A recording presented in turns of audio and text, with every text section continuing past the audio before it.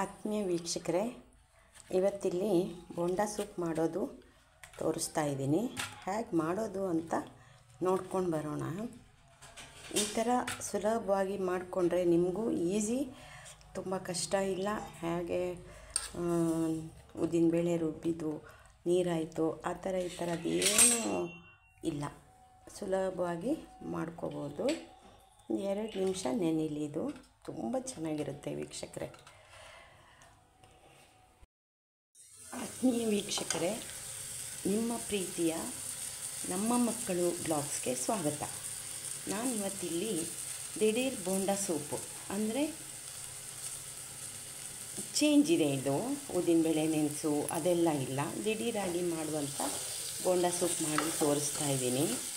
ಇದರಲ್ಲಿ ಎಣ್ಣೆ ಹಾಕ್ಕೊಂಡು ಸ್ವಲ್ಪ ಸಾಸಿವೆ, ಜೀರಿಗೆ, ಕರಿಬೇವು, ಹಸಿಮೆಣಸು, 2 ಟೊಮೆಟೊ ಹಾಕಿ ಒಗ್ಗರಣೆ ಮಾಡ್ಕೊಂಡಿದ್ದೀನಿ.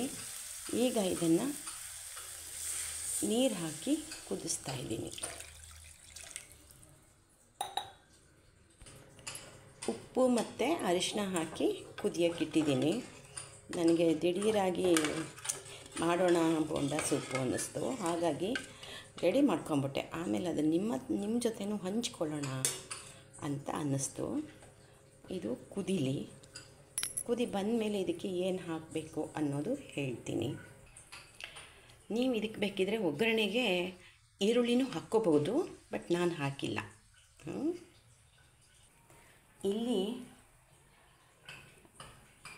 ಕಡಲೆ ಹಿಟ್ಟು, 1 ಸ್ಪೂನ್ ಅಕ್ಕಿ ಹಿಟ್ಟು ಮತ್ತು ಎಣ್ಣೆ, ಉಪ್ಪು, ಜೀರಿಗೆ, ಓಮ ಹಾಕಿ ಇಟ್ಕೊಂಡಿದ್ದೀನಿ.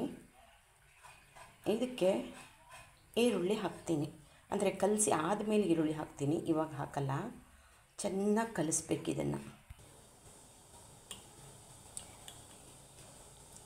ಈ ಹದಕ್ಕೆ ಕಲಸಿದ್ದೀನಿ ನಾನು.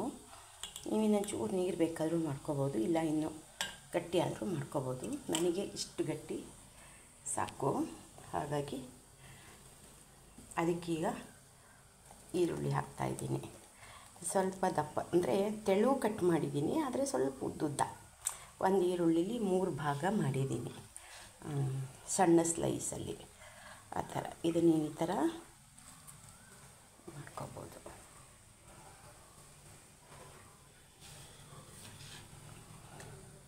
ಒಂದು ದಪ್ಪ ಈರುಳ್ಳಿ ಹಾಕಿದ್ದೀನಿ. ನೀವು ನಿಮಗೆ ಎಷ್ಟು ಬೇಕು ಅಷ್ಟು ನೀವು ಹಾಕ್ಕೋಬಹುದು.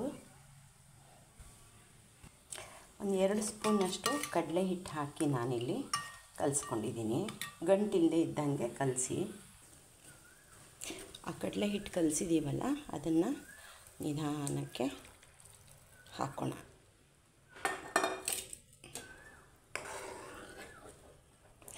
ಇದು ಚೆನ್ನಾಗಿ ಕುದ್ದು ಗಟ್ಟಿ ಆಗಲಿ.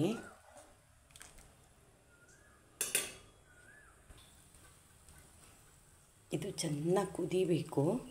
ಕುದಿಯುವಾಗ ಕೊತ್ತಂಬರಿ ಸೊಪ್ಪು ಹಾಕಿ.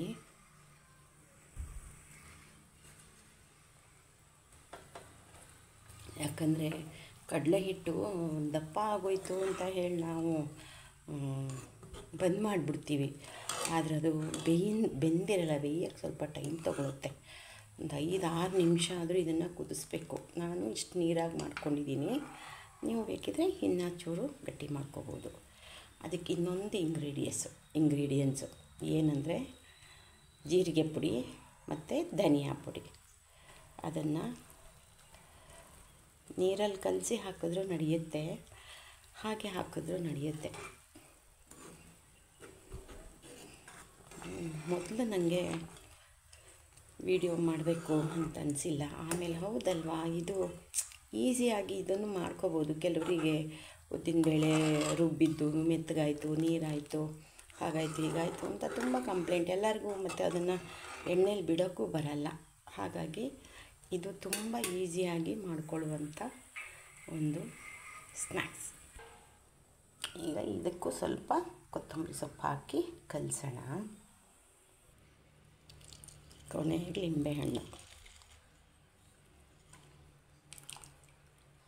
ನಾನೊಂದು ಚಿಕ್ಕ ಲಿಂಬೆಹಣ್ಣು ತೊಗೊಂಡಿದ್ದೀನಿ.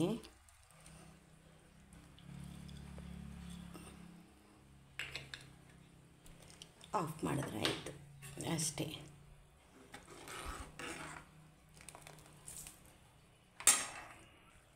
ಹಾಗೆ ಇಲ್ಲಿ ಎಣ್ಣೆ ಕಾಯಕ್ಕೆ ಇಟ್ಕೊಂಡಿದ್ದೆ, ಅದಕ್ಕೆ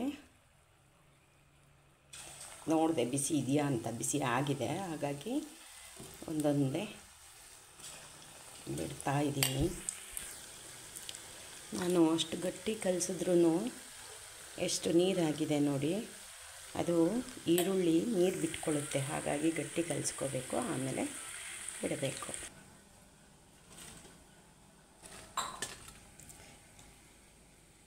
ಆತ್ಮೀಯ ವೀಕ್ಷಕರೇ, ನಮ್ಮ ಬೋಂಡ ಸೂಪ್ ರೆಡಿಯಾಗಿದೆ ನೋಡಿ. ತುಂಬ ಚೆನ್ನಾಗಿರುತ್ತೆ. ನೀವು ಇದನ್ನು ಒಂದು ಸಲ ಮಾಡಿಕೊಂಡು ಟೇಸ್ಟ್ ಮಾಡಿ. ಸುಲಭವಾಗಿ ಆರಾಮಾಗಿ ಮಾಡ್ಕೋಬೋದು.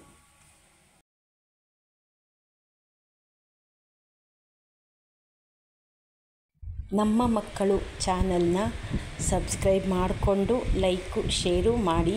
ಧನ್ಯವಾದಗಳು.